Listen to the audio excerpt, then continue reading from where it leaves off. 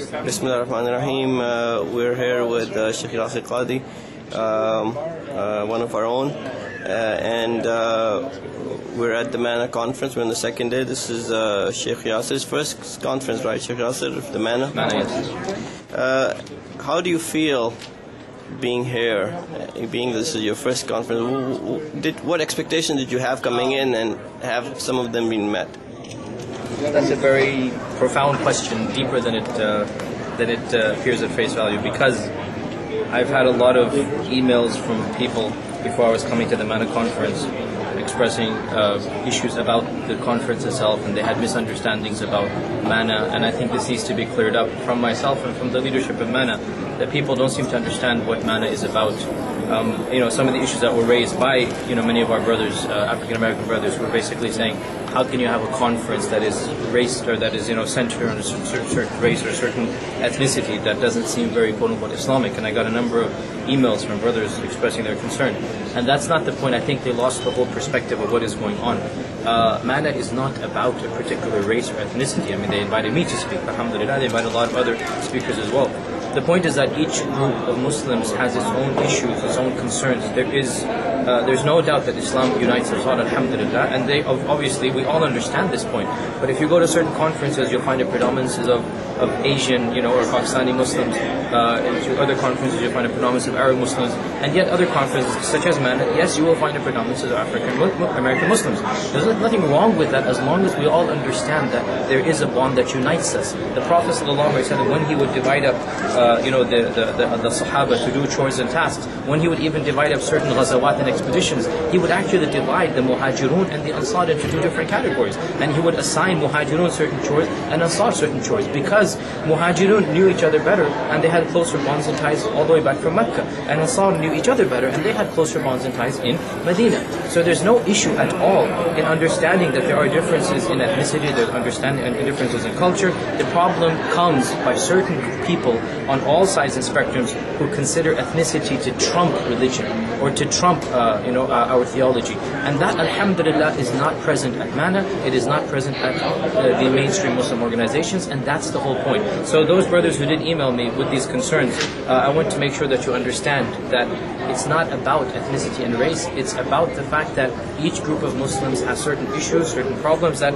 generally speaking, are absent from other groups. The issues facing second generation Pakistani and Arab Muslims, generally speaking, are not the same issues that are facing the African American Muslims. So there is no doubt that people need to come together and try to resolve these issues, try to solve their problems, and that's the whole point of a conference and a platform such as MANA. Also, the historical legacy of African American Islam is very different than the historical legacy of immigrant Islam, quote-unquote immigrant Islam. And so this historical legacy needs to be dealt with. There are issues that need to be resolved from within the community and cannot be imposed from without. So being here, alhamdulillah, today afternoon, I was invited to attend a luncheon banquet for all of the speakers and the imams, and I can tell you firsthand, alhamdulillah, MANA fully understands and realizes this, what I've just said. This is not coming from myself, this is coming directly from MANA. They are not intending to divide the ummah based on ethnic lines. What they're trying to do is to provide a platform to unify all of the various different movements out there that have African Americans who were involved in different theologies, different movements. Now they want to unify them with a common platform, provide them a voice, and also cooperate with the other Muslim groups out there. Alhamdulillah, that's a very positive impacted image. And attending the afternoon session, in the private session that I attended, alhamdulillah, it was a very positive overall outlook. They fully understand. Another point as well, the whole divide between indigenous and immigrant Islam. They understand, as well as we do, that when they're talking about immigrants, they are not referring to second, third, fourth generation Americans who have been born and raised here. I don't consider myself to be an immigrant, quote unquote, because I don't think in terms of back home. I really don't. I mean, I don't make long distance phone calls back home. I haven't called Pakistan for maybe 10 years or something. I don't have a back home. So the divide that certain other people are putting, alhamdulillah, MANA understands, and second generation Muslims understand. Sure, there are certain divisions, yes, and we are the descendants of first generation immigrants, and African Americans are not descendants of first generation immigrants. They go back far more than we do. But in the end of the day, when it comes to indigenous, when it comes to considering this country to be our country, country, this is our land, this is where, we have been born and raised, and this is what we identify to be home, we are exactly on the same page here. And we all understand that the situation of America, the cultural, the economic, the political, the social situation of America will affect all of us, in the quote-unquote indigenous and quote-unquote second generation of Muslims here. So this is something that, again, I want to clarify, because I did receive a lot of concerned emails, and a lot of brothers and sisters were wondering about what is going on. I just want to make sure that everybody understands, alhamdulillah, we're all on the same wavelength, we all understand what is the purpose of Mana and where it will lead us forward. I hope that answers your question. There are a number of challenges. You mentioned this indigenous immigrant divide. First of all, there's a question of the definition of indigenous, which seems to differ with everyone we talk to. But you have mentioned some of that. And, I guess the second part of that question, if you can clarify first a little bit more on the definition. The second part is, what can you do or you want to do that can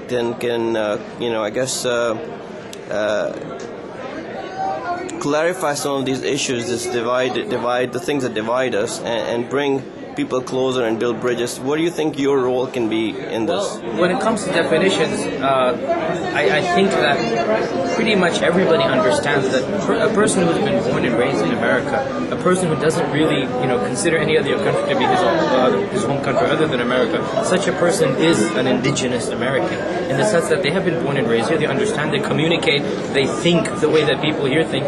But within indigenous Muslim Americans, we have people from diverse backgrounds and cultures. And as I said in the previous response, the legacy and the history of African American Islam definitely is markedly different than the legacy and history of quote-unquote immigrant Islam. So there's no problem in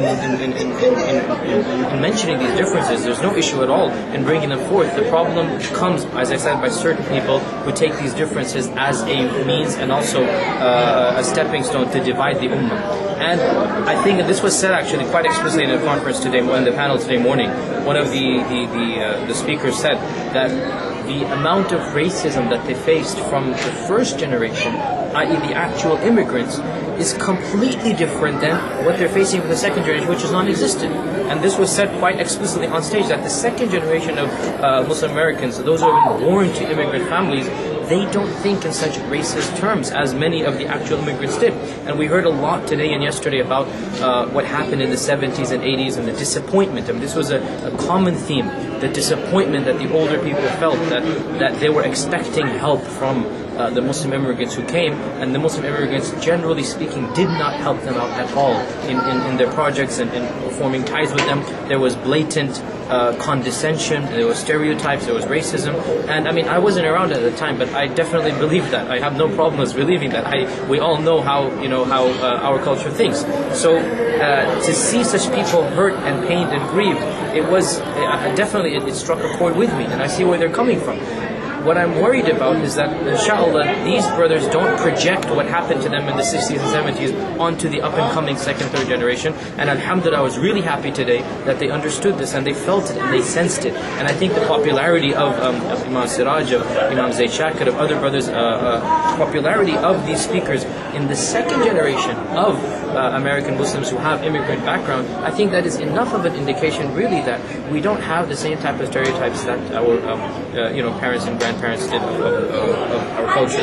Another point that really struck me actually at the conference, and I think this is a very important fact for quote-unquote immigrants, i.e. second, third generation Muslims such as myself to ponder over. I met in this conference dozens of people, not one or two, dozens of people, activists and imams and da'is, who hadn't trained abroad, they hadn't gone overseas, and they didn't speak Arabic fluently, and they couldn't spout forth Quran and Hadith, but they had something that I didn't have. They had experience and practical basically living in society, preaching and teaching Islam for more years than I have been on this earth. They have been in America some of them since the 60s, early 60s, preaching Islam, and people are converting at their hands, and they're now in leadership positions in their organizations, in their masjids. Sure, they don't speak Arabic as precisely as we would like others to, but subhanAllah, for us, quote-unquote, second generation immigrants to come along and then view them with a certain negativity, that they don't have the background or the knowledge, this is exactly the problem that they saw with as we said, this divide between immigrant and quote-unquote indigenous Islam. These brothers and sisters have been practicing Muslim. They have been doing what they think was the best way to do. Perhaps they made some mistakes along the way, but they have been doing it far longer than we have been on this earth. And we should cut them some slack that they laid the ground for us, that they did a lot to build the first masajids here, to have flourishing Islamic centers, to have people praying and fasting and worshipping Allah and believing in the Prophet and reciting the Quran. I mean, that is a major milestone which we seem to completely overlook and neglect. And that's something that I think, meeting brothers like this, subhanAllah, I mean, they're now in their, late 60s, early 70s, and they have been activists in this field. Sure, some of them went through the Nation of Islam, and they recognize and realize that. Some of them went through that phase, and they know that, that was not the correct understanding of Islam, but it was a stepping stone to get them into, alhamdulillah, mainstream Islam. So, to meet people like that, to me personally, was very humbling. To see people, older than me, and having been practicing Islam in whatever version and manner for so many years. These are the architects really of American Islam. Some of them, alhamdulillah, they're living legends here. Tonight, inshallah, we're going to meet, Muhammad Ali, the boxer. I mean, Muhammad Ali, one thing that he did, he made Islam a household name. I mean, Muhammad Ali, he made the religion of Islam something to be respected in the 60s and 70s. People actually looked up to Islam once upon a time because of people like Muhammad Ali and Karim Abdul-Jabbar and others like them. Now, for us to come along and just dismiss and discredit all that these people have done, I really think there's an amount of arrogance that should not be there. So, personally, this conference has been a very humbling experience for me. That, mashallah, we are riding a wave of revivalist Islam now. Alhamdulillah, I thank Allah for that. But that wave, it had waves and ripples before. And were it not for those waves and ripples, we would not be where we are now. So for us to be, mashallah, so ahead and see where we have to keep track of where we came from. We have to keep track of how we got to this stage and position. And there is no doubt that the African American community in the 40s and 50s and 60s. I was at an exhibition today about the history of Islam in America.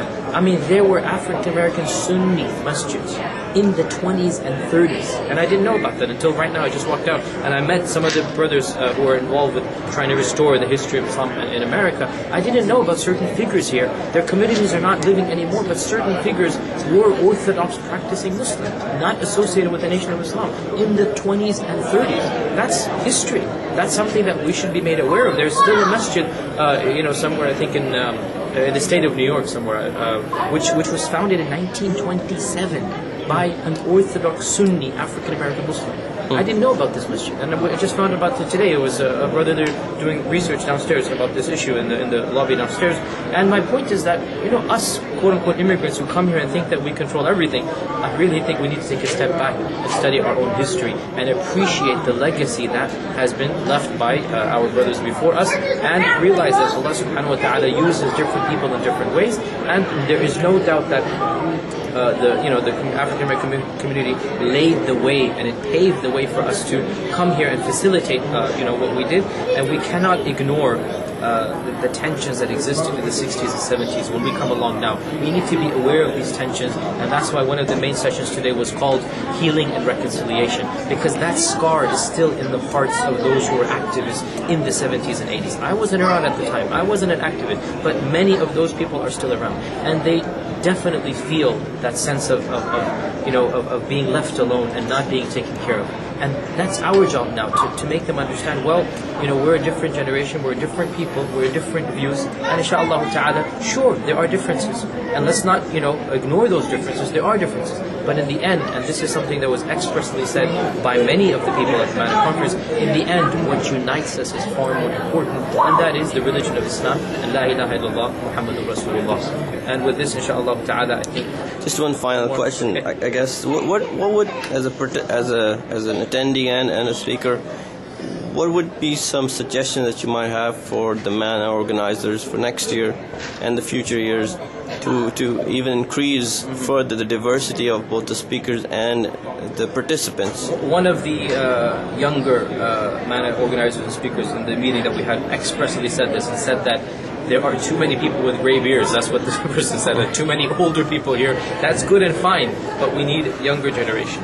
and this was expressed from within the Mana, and there was general agreement that yes, that's definitely the case. But the breakthrough was that even these older generations were actually coming together. You know, and Imam Siraj and others said this quite explicitly, is that even this has never happened before, that so many people have come together and have agreed for a common vision. So this is a stepping stone. Inshallah ta'ala, next year, I do hope that they can get, you know, more diverse speakers as well, people from other organizations. Today, alhamdulillah, the president of ISNA, the president of MAS, the president of ICNA was supposed to come, something happened and sent a representative. Basically, all the mainstream groups, alhamdulillah, they came here and they participated, and they are very sympathetic, and they're very agreeing with the vision of Mana. And I think we all understand at a speaker's level that the concerns that were raised in the email sent to me, and perhaps many of the viewers are not aware of these emails, so maybe I'm going into tangents without explaining where I'm coming from. But the concerns that I received, I think, are not valid concerns. They're concerns that need to be addressed explicitly, and the situation needs to be made clear. Everybody understands it's not about ethnicity or culture, it's about making sure that every community deals with its problems at an effective level. And Mana is doing a very good job, and it has no agenda at all of separating from the Ummah and forming a different ethnicity of Islam. It just wants to deal with its own issues. And I think that alhamdulillah they can do a lot of good. And if they need any of our help, alhamdulillah we're here, and I'm very happy that I'm humbled that they invited someone like me. But I am not an expert in many of the issues that they need to deal with. I'm not something that I'm not a resource. I wasn't around in the 60s and 70s, you know. So that the Mana is doing a very good job, and whatever help I can help them out with, alhamdulillah, I'm here. And I think that the same applies for all of the other speakers that they invited. We are all together in this religion of Islam, and if there is anything that we can do, I'm more than happy to help them with that.